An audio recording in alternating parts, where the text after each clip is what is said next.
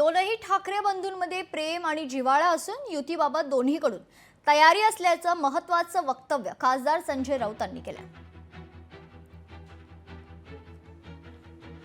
राज ठाकरे यांच्याविषयीच्या आमच्या भावना, आमच्या संवेदना या अत्यंत महत्त्वाच्या आहेत। जरी मधल्या काही काळामध्ये आमचे राजकीय मार्ग वेगळे झाले असले तरीही एकमेकांविषयी प्रेम, आस्था, मैत्री, नातं हे आम्ही कायम जिव्हाळा ठेवला। म्हणून तर आम्ही इतक्या पटकन जवळ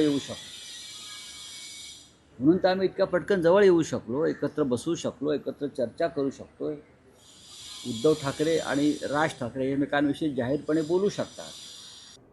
सन्माननीय राज ठाकरे यांच्याबद्दलच्या तुमच्या भावना काय होत्या ह्या विधानसभेच्या निवडणुकीला दिसल्या। राज ठाकरे यांचे पुत्र अमित ठाकरे यांना पराभव करताना तुमच्या भावना कुठे गेल्या होत्या? अमितजी ठाकरे यांचा पराभव तुमच्या पक्षाने केला होता, तेव्हा राज ठाकरेंबद्दल तुम्हाला प्रेम नव्हतं, तेव्हा राज ठाकरेंबद्दल तुमची जवळीक नव्हती। तुम्ही म्हणताय की आम्ही पटकन जवळ आलो, हे पटकन म्हणजे जवळपास 16 वर्ष लागले। आणि संजय राऊत तुम्ही काय सांगतायत की बाजूचं शिवतीर्थ आपलं आहे। जर राज ठाकरे यांना तुम्ही आपलं म्हटलं असतं तर दुसरं शिवतीर्थ बांधण्याची वेळच आली नसती। संजय राऊत तुमच्यामुळे दुसरं शिवतीर्थ बांधण्याची वेळ आली।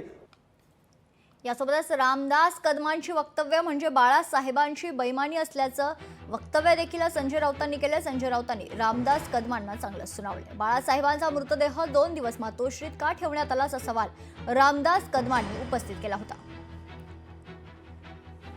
शिवसेना प्रमुखांच्या वती उपचार करणारे डॉक्टर आहेत, आज त्या डॉक्टरांना विचारून घ्या, 2 दिवस शिवसेना प्रमुखांची बॉडी का ठेवली होती उद्धवजींनी? तुम्ही काय अंतर्गत चाललं होतं तुमचं?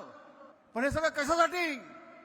कोणतरी सांगितलं बाळासाहेबांच्या हाताचे ठसे घेतले होते, ठसे। मग ठसे कशासाठी घेतले होते? काय नेमकं होतं? माझी विनंती आहे, बाळासाहेबांचं मृत्यूपत्र कोणी केलं, कधी झालं, त्यामध्ये सही कुणाची होती, कोणाचं नाही माहिती। अरे तुम्ही आम्हाला काय शिकवता? शिवसेना आम्ही मोठी केली, आम्ही मातोश्रीवरती होतो, बाळासाहेबांच्या पूर्ण आजारपणामध्ये आम्ही तिथे होतो, शेवटपर्यंत होतो, आम्हाला माहिती आहे। आता ह्यांच्या तोंडामध्ये कुणी जर शेण कोंबला असेल भीतीपोटी आणि ते आता उगाळत असेल, ते तुम्ही काय करणार? शिवसेना प्रमुखांना जाऊन 1 दशक लोक आहे, शिवसेना प्रमुखांना 100 वर्ष आता होत आहे, आणि अशा प्रकारची वक्तव्य करणं हा ज्या शिवसेनेनं तुम्हाला आम्हाला मोठं केलं, मी म्हणत नाही तुम्हाला आम्हाला मोठं केलं, ज्या बाळासाहेब ठाकरेंनी, त्यांच्याशी बेमाने अशा प्रकारचं वक्तव्य करावं।